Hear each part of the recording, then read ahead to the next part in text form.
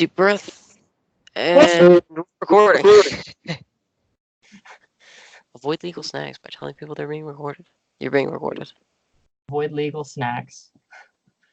Yes, also avoid legal snacks. No Speaking of snacking. snacks, we're not sponsored, but I have an announcement. No snacking on the Dr. Z show. What is your announcement, Jacob? Cheez-Its made a buffalo wing flavor, and it is uncomfortable how much it tastes like actual meat. Like, it tastes like actual buffalo wings, not just buffalo sauce, buffalo wings. It's kind of scary, but also delicious. Not sponsored by Cheez-Its. And who Yeah, makes Cheez-Its? We're not sponsored by them either. Doesn't matter. I don't know. Nabisco? Okay. Perhaps? So Jacob's hair is ridiculously long because of reasons. I'm gonna be posting the full costume to the Dead Cells subreddit because it Because it looks the only soft. the only other person who's done a Dead Cells cosplay, it apparently wasn't great. So It looks awesome so far. Like, yeah, I hadn't done the it's face. the blue. It's a blue morph suit, right? Yeah, I hadn't done the face, and I forgot to do the arm wrappings. Yeah, it looks great. So We should do, when we do a Halloween episode, we should do it in our costumes. that'd be fun. Doctor Strange and the Headless One. Except you would have to speak in text boxes. I could speak in shrugs and middle fingers. That's the only Let's way. do that. He does the middle finger to the giant. Oh, yeah, you're right. You're right. A couple times. That's like his thing. Yeah, he can. The shrugs are things. Okay. Those are his three moods. So anyway, what do you think? Before we get into it, what do you think about Fortnite being deleted? I don't think it's actually deleted. From the way it sounds, it seems like it was planned. Because it says that it was a season 10. This Forbes article says it was a season 10 ending event, and that during the event, it seems like it's kind of it reminds me a little bit of Elon Musk when he sent his car into space and had the live stream of it. Because apparently they have a live stream of like a black hole that sucked up the map. Right? Yeah, and destroyed everything. So I think that it's probably going to be some really nutso update that required them to pull everything down. And I think perhaps as a media stunt, they were also like, it says that they deleted their Twitter account and all of the tweets. And so I think that it's I imagine stunt. Yeah, I imagine that it is just a huge PR stunt. I mean, they need a big stunt like that to catch up to Apex Legends, because Apex Legends passed them like they were standing still, and there's like no sign of slowing down, especially since Season 3 started. Mm-hmm. And when Season 3 started, there was a brand new map, so everybody was like, "Whoa!" You know, yeah, everybody went crazy about it. But we're not talking about battle royales just yet. We'll talk about them at another time when we can devote an entire episode to them. What are we talking about today? Today we're talking about something we touched on in a previous episode of loot box controversy, but that more was like a while ago, wasn't it? More specifically, like gambling in gaming, and how games get around gambling. Yeah, something that I wish I'd looked into more was like legitimate online gambling sites, because I know those exist, and there's probably tons of illegitimate ones as well, but just how they work. So I read a few articles about like loot boxes.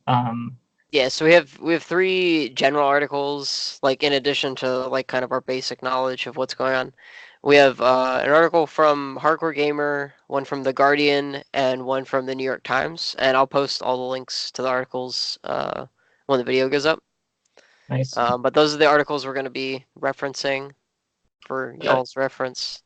The thing that was interesting to me was the Guardian article is actually from the UK. And so it's, this question has been raised in, globally, with just the development of mobile gaming and also the global audience that, Overwatch and other games that employ loot Loot boxes. boxes. Uh, And but that's also the Guardian. Also, the Guardian article is also the newest one. That was September of this year. yeah, Both the Hardcore Gamer article is from October of 2017, and the New York Times article is from April of 2018. Just yeah. for transparency's sake, we also not sponsored by any of these organizations. One of the things that I found really interesting was the as a solution to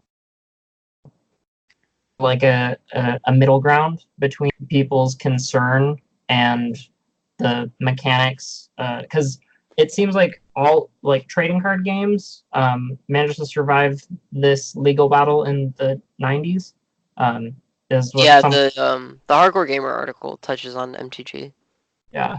Magic the They were Gathering. able to survive this because they're like, well, it's not gambling because you can't not get anything. Like, when you pay for the product, you always get something. Even if it's not what you want, you always get something. And so that's how it's gotten around the gambling definition. But people are concerned because so many children play games that it is like gambling light. And so, there's, people want more of the stuff. But the way that China got around this, or their happy middle ground, is they display the odds you have of receiving certain items. So it's So the Chinese version of the games has to display like yes, they you're have to display the odds. yeah, of Hmm. receiving items, Okay. so that people aren't just, you know, so that people don't feel like, oh, I'm definitely gonna get it, and I'm definitely gonna get that item I want in this next one. It's like, no, there's like a 1 in 420,000 chance that you will receive that. Um. Yeah, and so that's what the Hardcore Gamer article touches on mostly is like the difference between I mean, it's called How Loot Boxes Don't Resemble Trading Cards, but the trading card game that they push hard is Magic the Gathering. Probably because it's still the biggest trading card game. Like, it was released in 1983, and it's just like it's huge. Like, Um, Especially with lots that of arena. lots of people play it. Um, yeah, and now that Magic the Gathering Arena is out, I think it's still in beta. Nope. Is that It, right? No, it, they finally it released full. released on September 22nd. Okay, that's why I don't remember because it was so recent.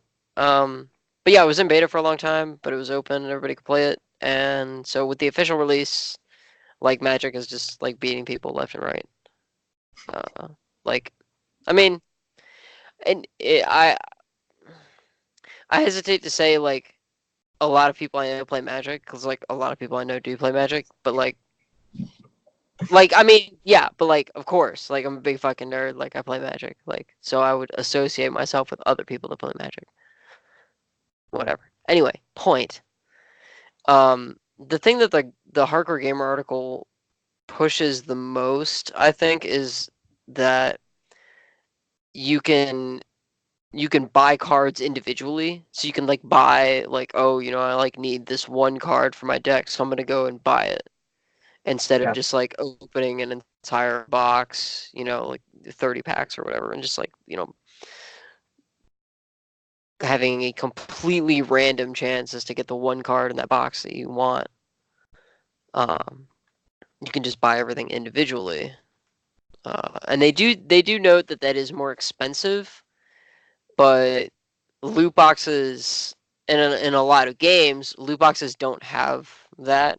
You're just stuck kind of opening boxes like forever until you get what you want.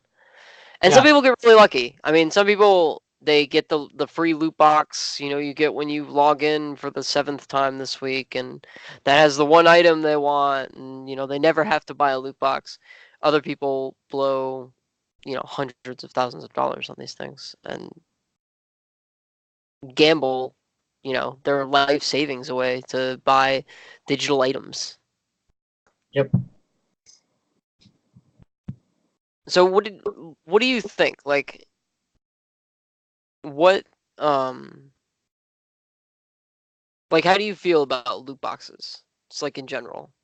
I mean, I feel like it's a uh, it's an interesting concept because people there's especially for content creators, you don't you make all this stuff and then if no one wants to use it, then you know, like it, I imagine that could kind of suck. So, if you're not paying a bazillion dollars to get the specific thing that you want, maybe you could settle for, like, okay, like I have a skin. It's not like the best skin that I want eventually for this character that I main, but I at least have one. And so, Mm-hmm. I mean, I don't know if that's good necessarily, but I think it at least can display more of the game's content. But once again, it's all cosmetic, and I'm still a fan of if you're doing in-game cosmetics, have them be just purchasable by themselves.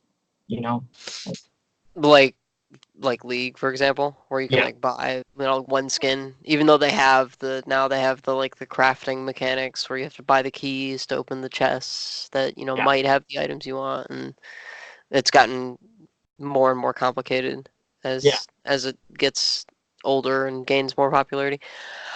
I the content thing bothers me because well, I don't know why. But it bothers me in the same way that like people complain like, "Oh, this game is too hard." So like I can't experience all the content of the game. Like people complain that became a Mhm. big complaint when Cuphead came out.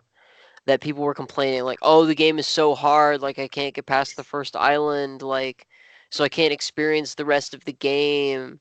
And that's when like the Dark Souls community like was like, "Oh, like now you know. Like this is how you experience the rest of the game. You get good." Yeah, And honestly, like Cuphead more so than Dark Souls, like enough repetition and you'll memorize a level and you'll get the timing down. But unless you want to sit and play for 6 hours and develop that muscle memory in your fingers, it's hard. But I disagree with like locking content. behind a And paywall. I'm gonna use Overwatch as the big example.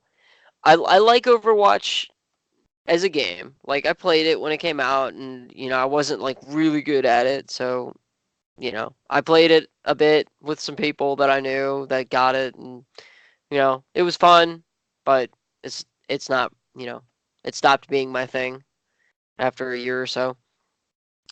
But the way that they do loot boxes makes sense to me. Everything in the loot box is cosmetic. There's no Hmm. like this item, like it doesn't give you any items. Like it doesn't make you better or worse at the game. Everything is just like for show. And that was my big beef with Team Fortress 2. When Team Fortress 2 like started like releasing like the items that you could like buy and sell on the Steam community market, right when the Steam community market came out. That was my big beef with that game was yeah, the items looked weird and you know, there was like a million hats that you could all wear, but a lot of the items had like they had benefits and, take drawbacks Yeah, and it changed the meta of the game so much so that if you poured a bunch of money into it, you were just better than the other players because you had like the better items. And so to me, games that do that, whether you can buy stuff single, like I'm gonna buy that one, gun or that one item or whatever, hmm, or if you can just blow a bunch of money on loot boxes to get, enough materials to craft that one item, or if you can just buy that one item outright. Like, where if you can pay to make yourself better at a game, you're not better at the game, and the game suffers for it. Especially like now, and like every game is like has this big multiplayer focus. Not every game, but most, like all these games now have this huge multiplayer focus. And so like if you're, if Call of Duty is your thing, like you only play Call of Duty, like we were talking about last week, Mm-hmm. in first person shooters, like you play Call of Duty, and like every time Call of Duty comes out, like you get the new Call of Duty, and you like spend, you go out and you buy the game, you spend like $200 to buy all the best stuff, and I don't even know if you can do that in Call of Duty, but let's say that you can. Let's say that you can unlock, Prestige 10 or whatever. You could just pay money to get items. You don't have to play the game at all. And you just go online and you're like level 1 or whatever, but you have all the best stuff. You're not better at the game. You just have more disposable income. Like, so games like Overwatch where everything is cosmetic, that's up to you. Like, no one's forcing you to spend money to play Overwatch, or to buy skins on Fortnite, or to buy skins on League of Legends, or buy skins in Apex Legends. Like, nobody's forcing you to do that. And you can still be that player that has nothing, like no skins, no like cosmetic anything, and be just trashing people with like the $20 skins and the $20 items, and all that other junk. So that's my soapbox for the episode. Devil's advocate, how is that different from the secondary market for trading card games? I Define secondary market. not yes, not like shoot, what's the word? Not MSRP. So it's the value set by secondary sellers, not the developer. Like Wizards doesn't set the price for cards; they set the price for Except packs. except that they Product. do. No, I'm gonna argue with you on this. Except that they do, because of the rarity of the card. The rarity of the card automatically sets the price, wherever it sits when it comes out. The rarity of the card sets the price first and foremost. So say you have 50 of this card and 5 of this card. The card with only 5 copies of it is going to be way more expensive than the card of 50 copies. Not true. There's 25-cent mythic rares, and Okay, there was a this comment is in. okay. Hold on, Yeah, the I'll comment get was there. I'll $1. get I'll get there. So the rarity immediately sets the price before the card even comes out. You look at the spoilers for like whatever the next set is, and you're like, oh, this card's so good, like it's a mythic rare, it's gonna be $50 when it comes out. All right, great. Card comes out, card's garbage. The price plummets. But let's say let's take a card like Soul Ring.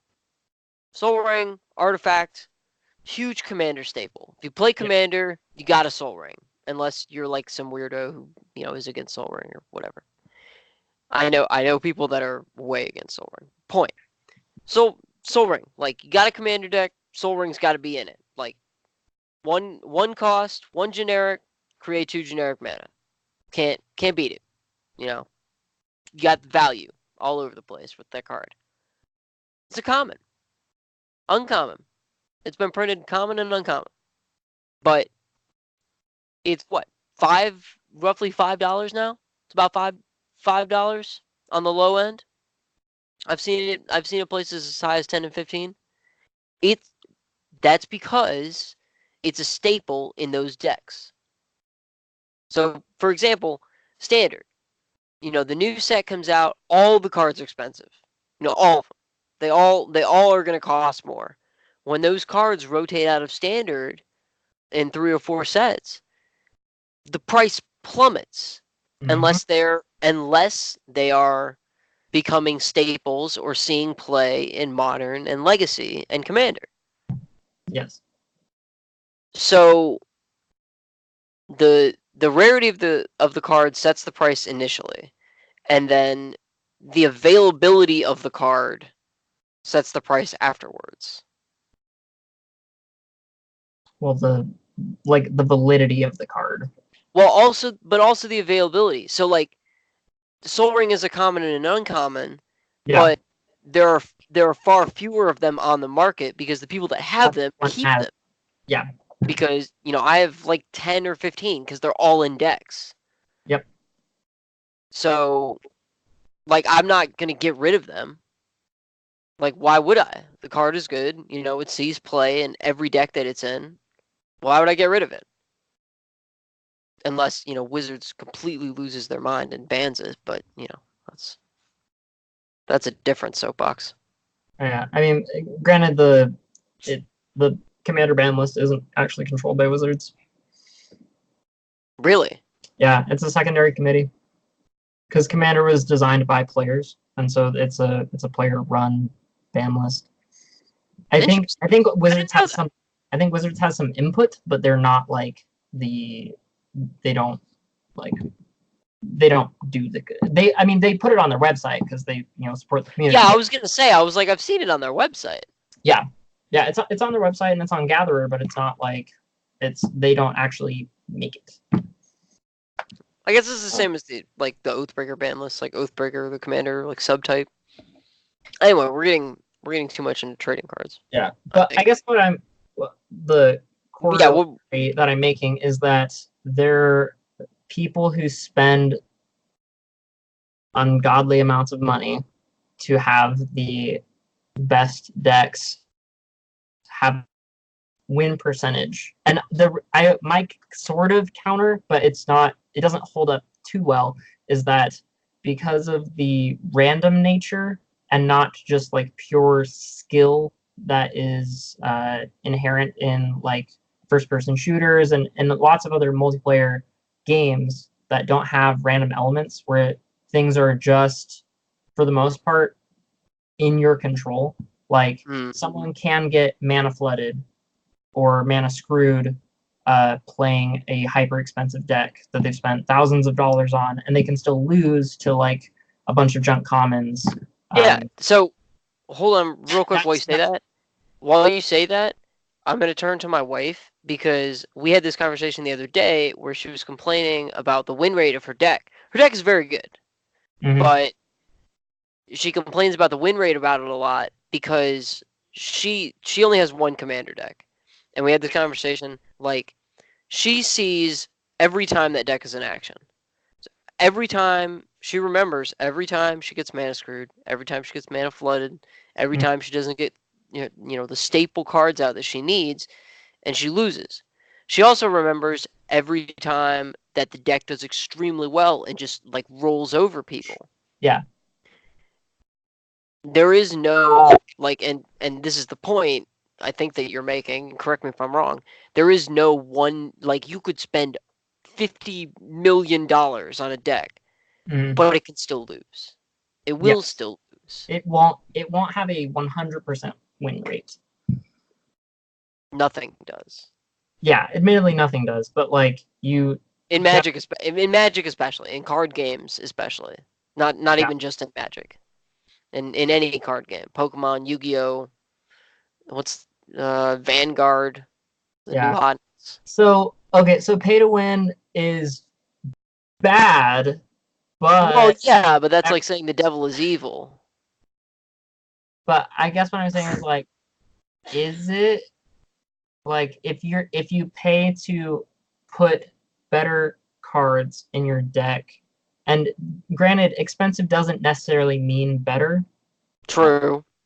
uh, there's sometimes for a deck, but for like trading cards, but in the evolving meta of like, I guess the thing is the meta is I don't know if it's the same pace between online gaming and trading card games because trading card games release new sets and that changes the meta with the new cards that they release about every 3 months. Like how it depends on how quickly patches happen in games, like in So it online. depends on the game. It depends on the game and the card game you're comparing it against. Yeah, like are they patching every week or are they patching Every every month month? or every season. Yeah, and the thing is, trading card Are they games can't. not patching? Yeah, trading card games can't edit the value of cards post production. Like they can't There is one way they can. release more, and that can drop price, Okay, right. They but they can't. can't Right. like they can't create scarcity unless they're insane and are like intentionally buying up, copies of things. Which But I've because never it's like heard of happening. physical, it is there. There's some errata text, and Yeah, I don't. that's what I was gonna say. Is But some cards get that's more errata like to rules take. clarification than it is like, they're not saying like, oh, this 8/8 creature, Oh, what's the it card really name? should be a Oh, 5/5. it was a commander deck. Our friend Ian had it, where you could make infinite tokens with it, Mm-hmm. and then they errated it so that X couldn't be zero, and it Oh, okay. became significantly worse, and the price The Matt, I forget what his name is, but yes, Morale? the Naya one, Marath of the Wild. Wrath of the Wild, right? Exactly. So it Mm, came out, and you could not cheese it, but there was a way that you could make infinite tokens yeah, you could just pay 0 and then, yeah. and then generate infinite tokens, and then they errated the card so that the card text obviously on all the cards stays the same, but the rules text for the card says that X can't be zero. And so the price of the card and the value of the card drops significantly because you couldn't go infinite with it. Yeah, but that's one. I guess that's one card. Like in I mean that's my example. Yeah, I guess what I'm saying is, so in the sheer number of like content things, I feel like with the amount of it's a lot easier to, I guess, design like the 2D artwork for a trading card and, kind of, play, do some like test balancing of it. Whereas when you're working in like a 3D like coding environment to Mm-hmm. make sure that everything is running smoothly, it takes, I don't know, I feel like maybe they have to be more careful with their patches. Um, I don't know exactly where I'm going with that, but like That's the difference between like what there's they're less actually content to coding into the patch and the modeling. They yeah, just it's just about making sure that the models work. yeah.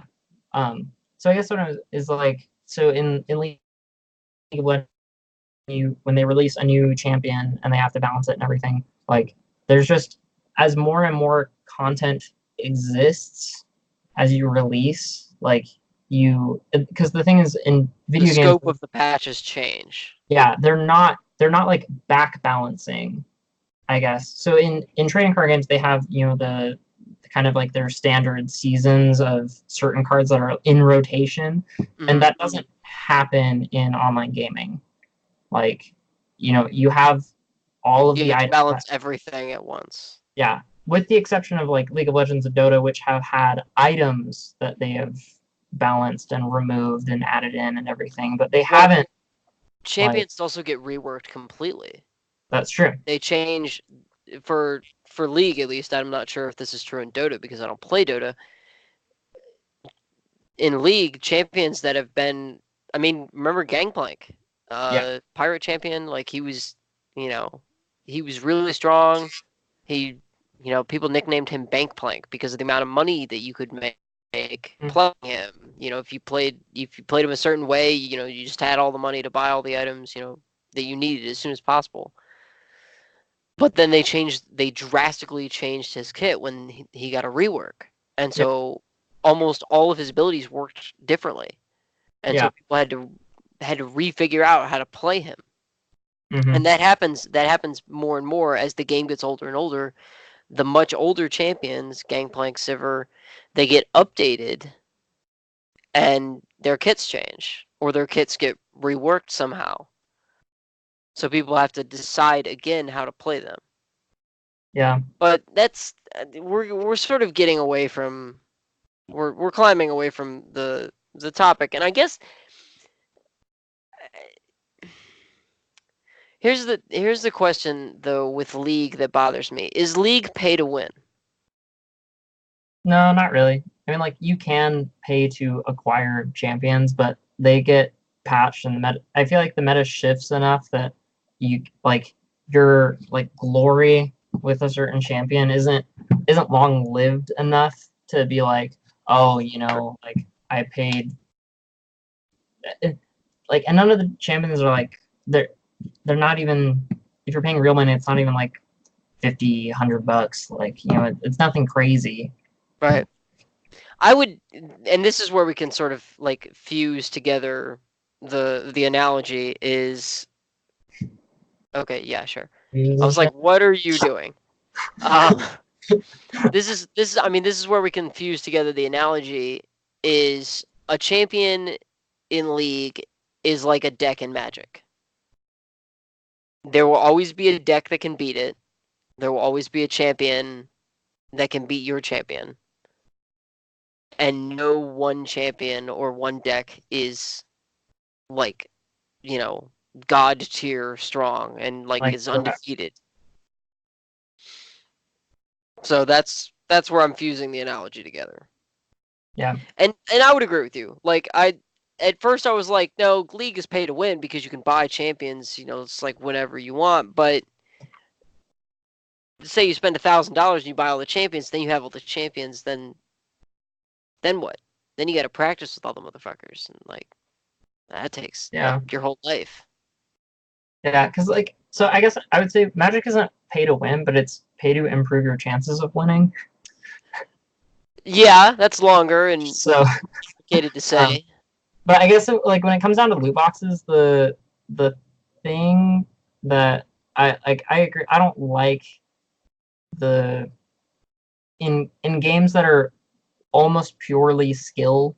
I do not like someone being able to pay money to increase their chances of winning just because they have a weapon that does slightly more damage. And like if I'm evenly matched with someone, for them to win simply because they have a better like kit that they paid for, is feels kind of feel like it feels weird to me. Um, but like cosmetics, fine with that.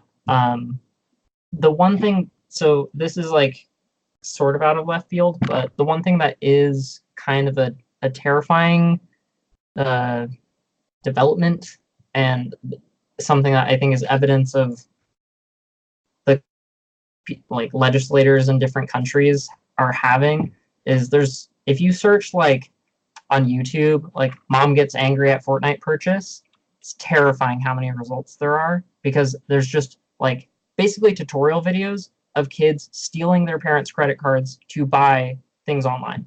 Like, We're rolling it. We're coming back to the beginning. Okay, and this is why I mentioned. This is why I know about the Fortnite and controversy, whatever the hell is happening thing, is because I saw an article this morning and I read it this morning about this mom who was like writing this angry, rant of tweets to Epic because her son had spent like $1,000. Like he mm-hmm, had saved his allowance and he like did all these like mowed people's lawns and shoveled their sidewalks and all this other shit to like get all this money to just pour into Fortnite. And if you know anything about Fortnite, everything in that game is cosmetic. Everything you can buy is cosmetic. So one, why is this kid spending this much money?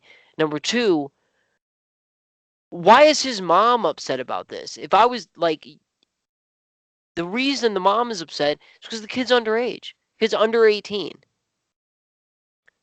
So the the addiction, like the addiction is building, and there are so many like anecdotes and testimonials and things from former gambling addicts like that went to casinos and went to they played cards and they did this and they did that that lost their life, not their life like they're not dead, but they lost like their life savings and their job and their house and their kids and their wife and everything because they couldn't stop gambling.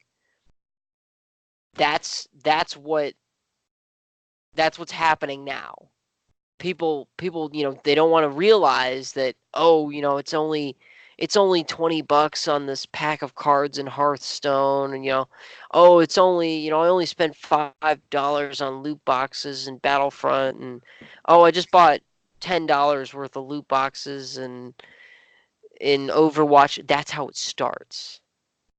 Yep. So what happens when you get to the point where you turn into that guy that spent $100,000 on Game of War? Like, what happens? Like, how, you are at the in-between phase right now. And granted, that's not everyone. Some people, they have the will, or they lose the means to just spend money on those things.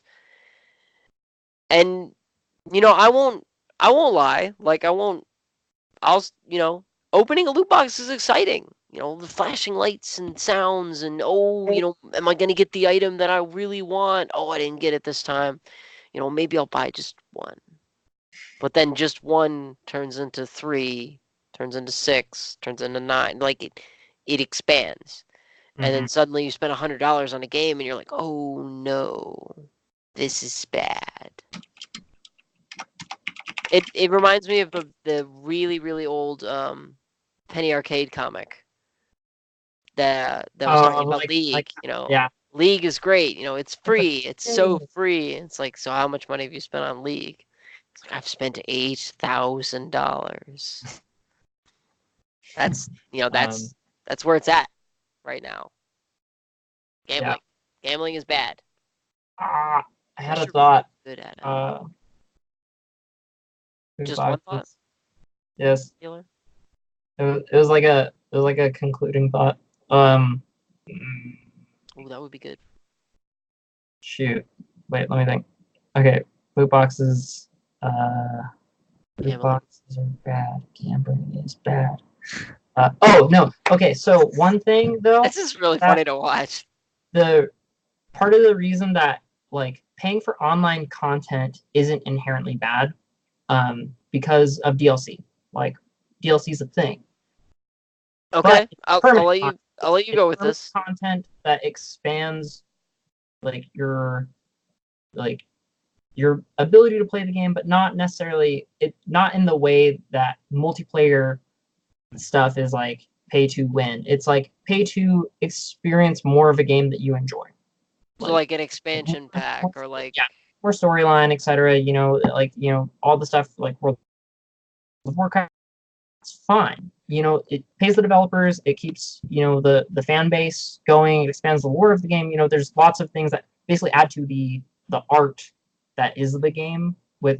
So that's fine. DLC is fine. Another thing, just when it comes to like loot boxes and how much money people spend on games or card games or other things, I've thought for a while because sometimes when I was playing Magic a lot more, that the amount of money that I'd spent on it, I sometimes I would feel kind of like, from I don't know, my parents or other people kind of like, oh, like you spend money on card games, like, but I'm like, okay, wait, like there's people who spend like thousands of dollars to play golf. Like it's like people are it's allowed your to, hobby. I mean, yeah, you're it's allowed to spend allowed, money on your hobbies. yeah, you're allowed to spend money on things that you enjoy. The problem with Don't loot let it get boxes out is of that it control. like, yeah, it makes you like want to spend more because it's out of your control on what you are spending it on. Okay, no, yeah, yeah, and it's more it like it's more exciting, I would say, to Yeah. like open a loot box than, Hmm. I don't know. I didn't have an end to that sentence. But no, I see what you're saying. No, I completely agree. Well, kind of, yeah. So, you're like the tension like builds, as the box opens. It's like if you're playing Legend of Zelda and Link opens a chest. You're like, "Oh, what's the item going to be like for this dungeon cuz I've never played Legend of Zelda before because I live under a rock." Like, it's like, oh, like it's very exciting, and then, he opens the item and you get to play with the item, and then you're like, "Okay, when do I get the next item?" That's different because that's like contained. Like you It's a don't. little rupee. Well, imagine if you had to pay $1 every time you opened a chest in Legend of Zelda. That would suck. Oh my Like gosh. no, like imagine how much that sucks. Like just think for a bit. Like, and that this is gonna be like our final. Like think about this.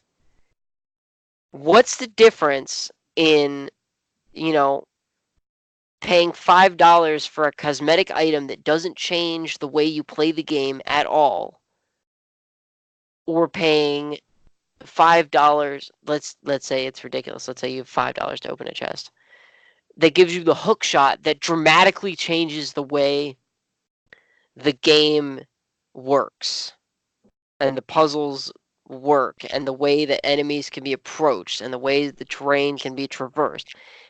What's the difference there, and what sounds better to you? And it's only fine if it's a DLC and the game was like fine and wonderful before the introduction of that item. Is that's my Facts. 2 cents. Like No, I agree with that as well. so. Final thoughts: gambling is bad, loot boxes are bad, and they should feel bad. And Unless they're done well, which I honestly I think Overwatch has like making it purely cosmetic and making them best. available for free, having a free method to acquire them, I think is fine. But also like children shouldn't steal from their parents. Well, yeah, and this is something that Like, bothers me, and this is gonna be my last piece, I promise. mhm. And I'm probably gonna get shit for this, almost certainly. Games that you can pay money to acquire in-game, whatever currency, items, loot boxes, whatever it is. Games that you can pay money into to acquire something else should be rated mature or higher. Hmm. 100%. Like you need to be smart enough, like actual in your brain developed enough to make a conscious choice to pay more money into a game that you already bought or into a game that you already invested this much time in. Otherwise, you get the problem. Kids steal from their parents. Kids are dumb. They're kids. They do Yeah, dumb kid things like steal from parents or, you know, mow lawns for 3 weeks every summer and make all this money and then spend all of it on Fortnite instead of ice cream or something. something productive Like ice cream. all I of the mean, at time. least they're doing something productive. But point, right? My point is the same. You gotta lock these games up somehow. And maybe I'm saying that because I'm over the age of 17 and I can do whatever I want. But I don't know. It's an interesting problem, and the problem shifts and evolves as legislation shifts and evolves around it. And Yeah, that therein lies the biggest issue is that games will evolve faster than laws to protect or hurt them. Always.